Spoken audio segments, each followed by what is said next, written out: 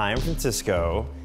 I grew up in a trailer park in Miami, which is not very common. Yeah, so I'm the oldest of three. I have two little sisters, and my mom and dad moved here from Nicaragua when they were 17, 18 years old, and they were fleeing a civil war out there.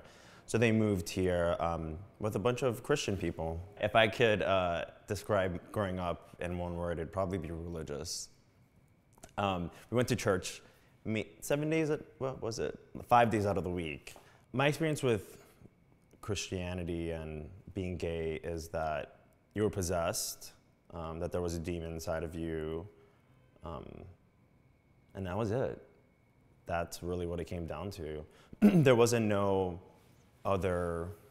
in-between. You weren't gay and you couldn't be gay and Christian at the same time. You had to be straight to be Christian. I didn't tell my parents till I moved away.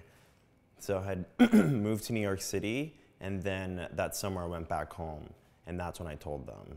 There's something very interesting that my mom always would tell me, that if you don't give yourself to respect, then nobody's gonna respect you. And I took that approach with them. I said, if you're not gonna respect me, then I'm not gonna talk to you. And I was like, so you decide what you want. Either you want to talk to me or you don't. Their reaction was interesting. My mom did ask me though, she's like, you should have told us earlier, we could have had you go see somebody, to talk to somebody. And then I told my mom, I was like, the thing is that there's nothing wrong with me. I'm just telling you that I'm gay. I did everything right to the T except that I was gay. And I feel like I still have this conversation sometimes with them. 2 years ago, I found out that my mom, that same weekend after I came out to her, she was going to Nicaragua to see my grandfather who was passing away. And she was crying her whole trip there, telling everybody about me being gay. And then every person that she would tell, they told her, that's fine, that's your son. There's nothing wrong with him. Even my grandma told my mom that. And I came to find out from my dad's sister. And she was the one who told me, she's like, your mom was here crying, and everybody told her, there's nothing wrong with him, it's fine. I've learned to separate it. So I'm like, you're Christian, and those are your beliefs, but we're not gonna talk about them with me. My views on religion, I mean, I know this is gonna sound everybody's gonna expect this, but it was brainwashing. Literally, when I look back at it, I felt, like last year I was thinking about it, and I was thinking, I was brainwashed growing up. Like, we were brainwashed to believe in the story that a man made a boat, grabbed two of every animal. You know how many ants there are? There's so many different types of ants. And I'm like, but in the hindsight, I did learn a lot. It shaped me to be the person that I am today.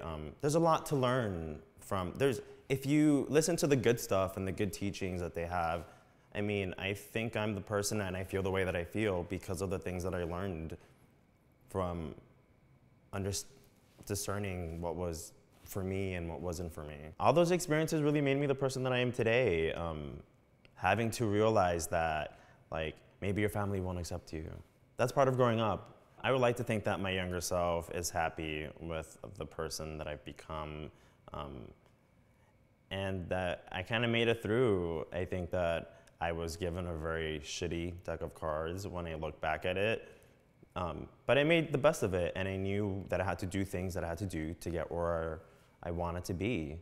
And if that was having to leave my house when I was 19, then that was it. And moving to New York where I knew nobody, and being able to do things that I've achieved, yeah, I would like to think that my 11-year-old self is happy with the person I've become.